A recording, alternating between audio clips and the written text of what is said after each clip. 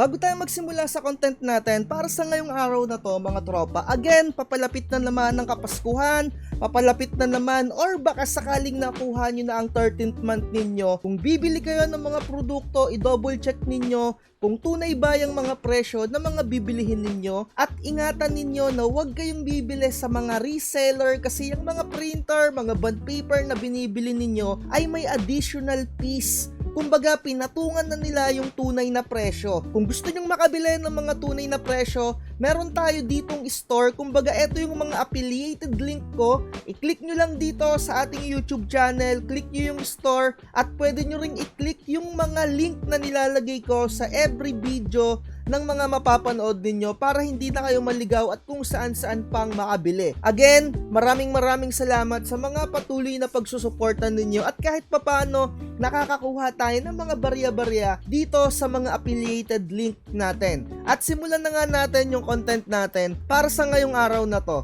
Mga tropa, kung isa ka na sa mga printing business owner or sa mga patuloy na mga nanonood dito sa channel natin at may nasimulan ka na nga na business dyan, I highly recommend na dapat active ka rin sa social media at active ka rin sa mga every group na pwede mong makuhaan ng information. At meron akong nakita netong mga nakaraan lang sa isang group. Eto, basahin natin dahil eto yung magiging content natin at kahit papano, isi-share ko sa inyo yung aking saloobin or kung ano yung atake ko tungkol dito sa nag-comment. Kumbaga, ito yung diskarte ko para sa babasahin natin na to. May nag-comment kasi sa isang page na kasali ako doon. So, eto siguro sure ako na dami account yung nag-comment dito or yung nag-post. Sabi dito, paano nyo po sinasagot ang client pag nag-inquire ng wedding invitation tapos magpapaprint lang ng 5 piraso at hihingi na lang daw ng soft copy para siya na lang daw yung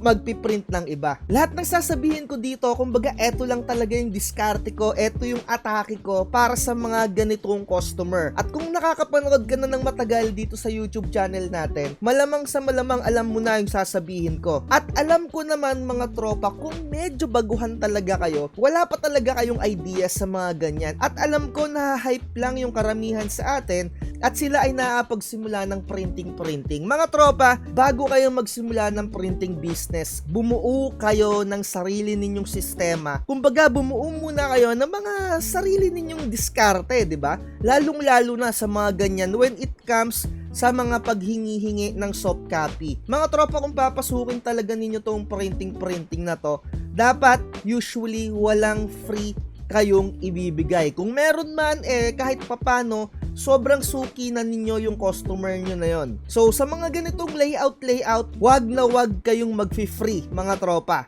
Kumbaga, kung meron na kayong sistema, ano ba yung sistema na sinasabi ko, no? Isang invitation hanggang 20 pieces, sisingilin nyo siya ng layout fee.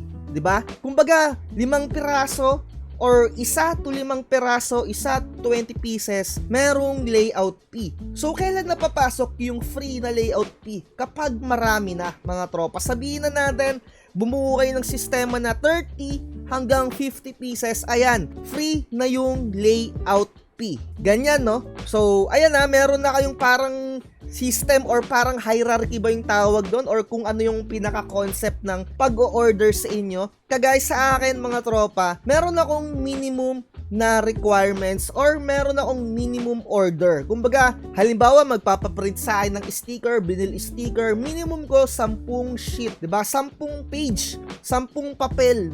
Yun yung minimum ko. Kung hindi ka makakakuha ng minimum, iba yung singil ko per isang peraso. 120 to 100 peso yung isang A4 size.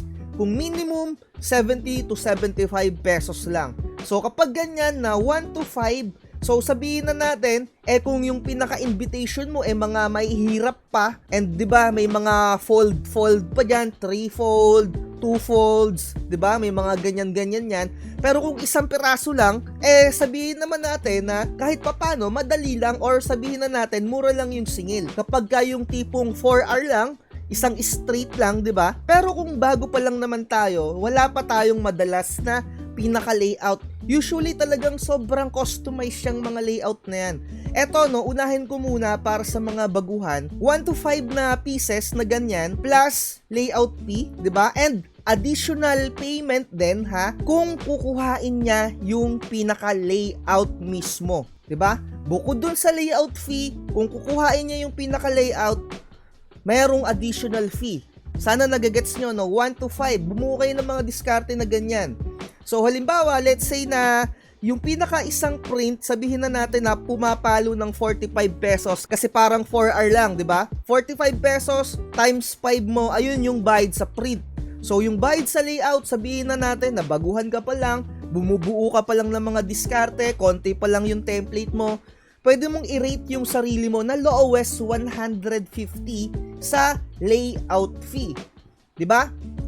So 150 to 350, basta wag kang bababa ng 150. Wala nang problema yan kahit saan mo papulutin yung template na makukuha mo, kung sa Canva or kung sa kani-kaninong Poncio Pilato, wag kang bababa ng 150, 'di ba? So kung kukuhain din niya yung pinaka-template mo na yon, another payment din yon bukod dun sa layout fee kasi konti lang yung order niya. Sabihin natin na 500 pesos. So okay na yon. Layout fee plus yung pinaka-template. Ganon. Para sa mga walang idea, ganon yung gawin ninyong diskarte na talagang tinitiyak ko na hindi masasayang yung effort ninyo doon. So let's say eto na yung pangalawang level, no? 10 to 20. Pwede mo na siyang i-free yung pinaka-layout, pero kung kukuhain naman niya yung pinaka-mismong layout mo, so sisingilin mo pa rin siya ng 500. So may mga ganyang diskarte, nasa sayo na yan, at least nabibigyan ko kayo ng concept. Ako mga tropa, to tell you honestly, konti pa lang yung nagiging customer ko sa ganyang wedding na yan. Kung hindi ako nagkaamali, 3 or 5 pa lang yung nagpapaprint sa akin ng ganyan. Isang sliding at isang yung normal lang na isang A4 lang at dalawang two-fold. Yun pa lang yung nagiging customer ko dyan. Kasi hindi naman ako focus dyan kasi nahihirapan din ako sa mga layout na yan. Ako wala talaga akong ka-art sa katawan, mga tropa. Natuto na lang talaga ako dito. Kakapanood. So medyo backtrack lang tayo, no? 1 to 5, singilin mo ng layout fee at kung hihingiin niya, payment. 'Di ba? Another payment yon. So 1 to 10 naman na tayo. Pwede mong i-free yung layout na sa sayo yan kung marami ka ng set of templates, 'di ba? So kung kukuhain din yung pinaka-copy, 500. So kung napakarami naman talaga niyang order, ikaw na yung bahalang didiskarte ng pinaka-concept ha, yung pinaka 1 to 5, 10 to 20, 30 to 50, ikaw nang bahalang dumiskarte. Kumbaga eto na yung pinaka-todo, as in yung marami na, 30 to 50 or 50 pataas, pwede mo lang i-free lahat yan, 'di ba? So ibigay mo na rin sa kanya yung pinaka soft copy kasi total ang dami niya ng order. Pero una sa lahat mga tropa, kung bago ka pa lang talaga, kung wala ka pang nakukuha ng mga template, problema mo na yan mga tropa ko. Yan ang problema talaga. Kaya kung papasukin mo yung printing business na to, kumuha ka ng set of template na mga free na makukuha mo dyan or mag-avail ka sa kung kani-kanino or aralin mo na mag-design ng sarili mo. Ang pinaka-problemahin mo lang naman talaga dyan kung ano yung magiging laman ng pinaka-template mo mga tropa, kung ano yung mga pagkakasunod-sunod, mga flower girl, 'di ba? Yung mga ganyan-ganyan, kung ano yung mga ilalagay doon. 'Di ba? Yun lang naman talaga yung poproblemahin mo Kaya kung makakakuha ka ng pinaka-template, gumawa ka ng sarili mo para marami ka nang mabubuo diyan. Kasi mga tropa, sa totoo lang, yung mga wedding template na yan, talagang dapat personalize yan. At kahit papano, dapat sila lang yung merong invitation na ganun yung design. Kaya kahit papano yung 5 na nag-avail sa akin, so far so good na, gustuhan talaga nila. And kayo na yung bahala talagang dumiskarte kung magkano yung singil, mga tropa.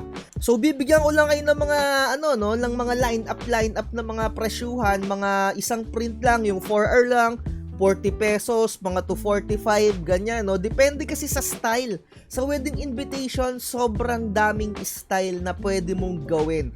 Magsasawa ka at depende kung afford ng customer mo yung magagandang design talaga. Pero ang atake ko talaga, ang comment ko talaga dito, yun lang, kung 5 piraso, layout fee plus bayad dun sa hihingiin niya. Alam mo kung saan ko nakuha yung ganong diskarte mga tropa? Dati nung nagpapakuha ako ng 1x1 or 2x2 picture, hindi ko na maalala kung anong pinakapangalan ng studio na yon. Parang Kodak Kung hindi ako nagkakamali, parang Kodak. Kasi sobrang tagal na nun sa Thailand. Ang mahal kasi nung pinaka-print niya doon. Tapos kinuha ko yung pinaka-soft copy and additional payment yon. Doon ko nakuha yung idea na which is ganun din yung ginagawa ko dito. Kapag kukuhain nila yung pinaka-design na ginawa ko, another payment, bukod dun sa layout fee. And ginagawa ko rin to kapag merong nagpapaprint sa akin ng stickers. Let's say na meron akong i-edit dun sa pinaka-logo nila, 'di ba? Layout fee plus yung soft copy na pinaka-ginawa ko na yon, or kung ano yung naging bago, 'di ba? Another bayad yon. Or minsan hindi ko na siya sinisigil sa kung hihingiin niya. Tinataasan ko na lang ng singil dun sa pagkaka-edit ko. So, ganun. Nasa sa inyo kung anong diskarte ninyo. So, halimbawa, ang editing fee mo, 150 plus yung pinaka-soft copy, let's say 500, di ba? I-plus mo na lang, no? Kung magulo man yung pagkaka-explain ko sa inyo, sana nagigets nyo kasi medyo, inaamin ko medyo magulo talaga akong mag-explain eh. And sa tingin ko, sana nakukuha nyo naman, no? So, again ha, pag may nagpa-edit, bayad sa edit at bayad sa pagkuha nung pinaka-soft copy, or i-add nyo na mismo. So, sabihin na natin na 100 yung editing fee mo, plus yung pinaka-soft copy, 300 o 400, di ba? Mga ganyan. Kayo na yung dumiskarte para hindi kayo mauto, di ba? Kasi sayang yung mga effort nyo sa mga ganito. So, ayun lang yung gusto kong ibigay sa inyo na feedback ko kung ano yung dapat na gawin nyo dito. Huwag nyo naman yung itodo na sobrang kamamahal, di ba? Kasi isipin mo, wala kang BIR, o di ka nga naka-registro, tapos tatagain mo. Maging patas ka lang din, di ba? Gusto mo namang maging patas yung pinaka-customer mo, maging patas ka din sa singilan mo, di ba? Huwag mo namang masyadong sky is the limit yung mga ganyan. I-level mo din yung sarili mo, no, sa kakayahan mo, di ba? Lagi mong i-level yung kakayahan mo sa pag-edit na yan. Basta, I highly recommend, keso kung saan mo man ikuha yung template, 150 i-minimum mo sa editing, and syempre bukod pa dun sa paghingi ng software. Kung tutuusin, singilin mo ng 500, pwede na yon, okay na yon. Huwag mo lang itodo na 1,000, di ba? Kinuha mo nga lang ng free yung template na ginamit mo, di ba? So, ayun lang, paulit-ulit na yung nababanggit ko dito. So, sa tingin ko dito na natin tapusin yung mga content ko na ganito. Again, sana makabuo kayo ng sarili ninyong sistema at hindi na kayo magtatanong magkano yung singil mo sa ganito, magkano yung singil mo sa ganyan. 'Di ba? May mga concept ako dito na ginawang vlog. I-search niyo na lang dito yung pricing mga tropa. Kasi eto talaga ginawa ko to para hindi na kayo magtatanong-tanong pa magkano singil mo dito sa Sintra, magkano singil mo dito sa ganito.